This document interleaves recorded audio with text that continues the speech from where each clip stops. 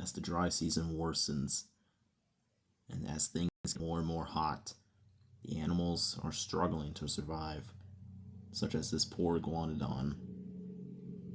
She wishes that she can eat right now, but she can't, as there is no food left.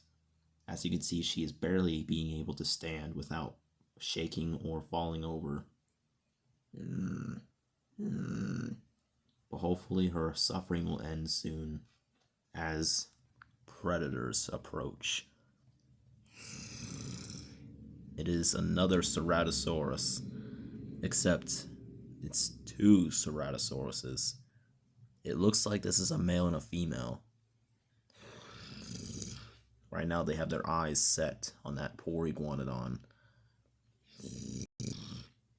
Like the Dimetrodon, Ceratosauruses also come out at harder times because they know this is when prey is at their weakest. Thus, they can easily kill them and eat them alive. And without further ado, they strike.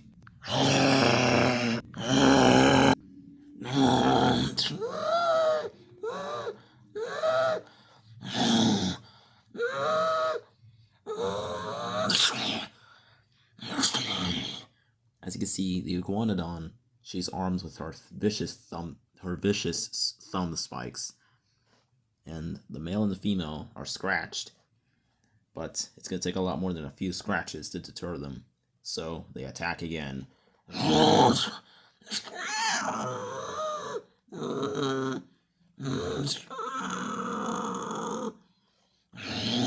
The male pushes over and pins her to the ground.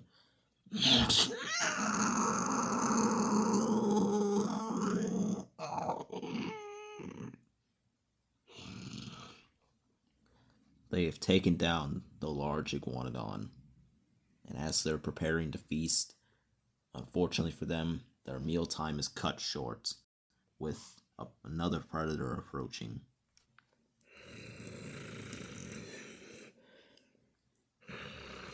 It is another Ceratosaurus.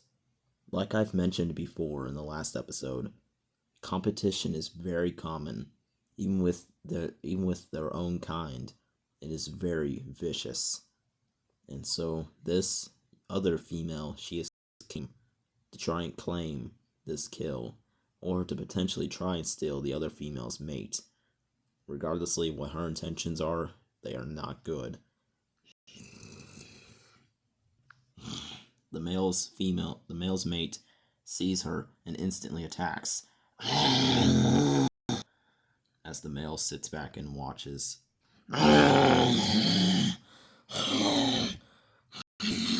Rather than resorting to an actual attack, instead they try to scare each other. But both of them have made it clear that they are not scared of each other. So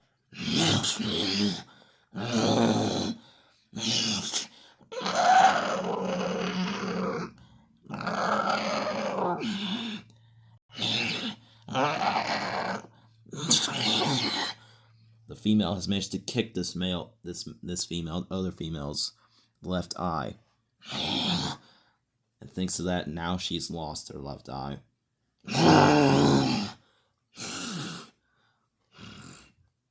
The other female, badly wounded, she walks away in defeat, as this female and her mate continue with their meal.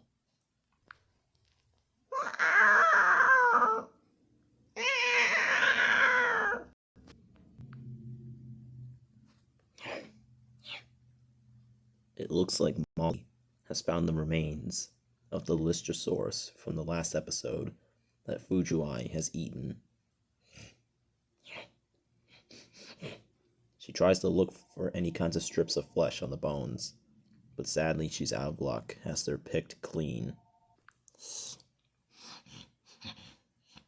This bone is a little bit bloody, since the kill is still fresh somehow. But sadly, that's all there is. It's just blood, not a single bit of flesh. It looks like the wildlife has really cleaned up the area. She hears something, and she quickly goes to check it out.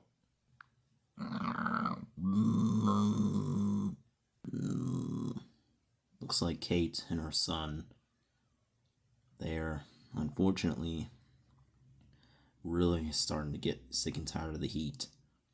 And her son's health is taking a toll because of it. Kate really wants to fix this, but she can't, as the heat is just too much for her son to handle. Right now, he is almost dying.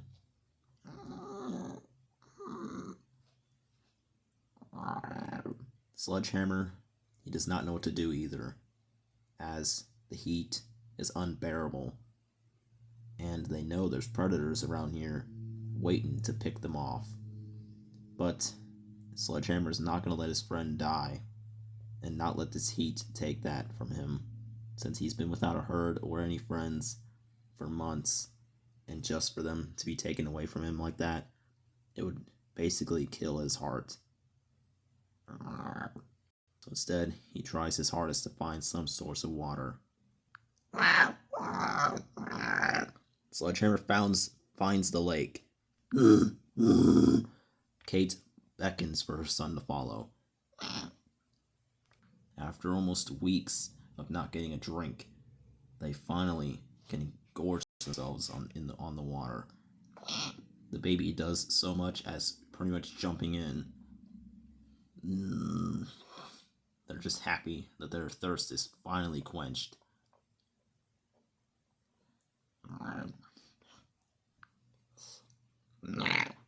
Sledgehammer sees Molly, and Molly looks at him. Sledgehammer is getting mad, and as the baby retreats from the water, thinking that she's going to attack, Molly quickly backs up, and it just looks like she's actually here for the water as well. But Sledgehammer is still keeping an eye on her, since she is unpredictable and she's pulling tricks before. And plus, she is still his arch nemesis. Same with Kate. So Molly quickly gets her fill, and she runs off. Sledgehammer's baffled and a little bit surprised that she did not even attack. Not even a little bit. But he's just happy that he did not have to deal with a fight today. After an hour or two, Molly stumbles upon a miracle. It is a dead gallimimus. And so she goes over to desperately eat it. But sadly, Molly is shocked at what she sees. It is another female Morse intrepidus. Molly does not usually encounter her own kind around here, since Morse intrepiduses are not really that common, especially during the dry season. The female screeches at Molly, but Molly is not about to get dumped out by this female Morse intrepidus. Molly has been a punching bag for almost every dinosaur on this island, and she is sick of it, and she's not about to let this stupid other female Morse intrepidus get the best of her. So, she attacks.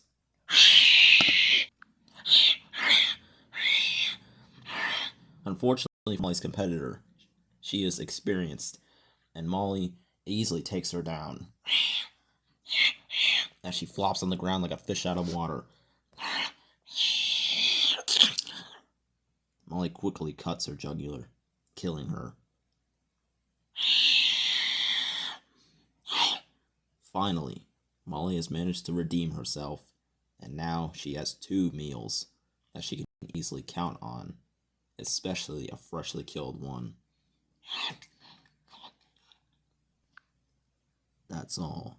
See you at episode 22.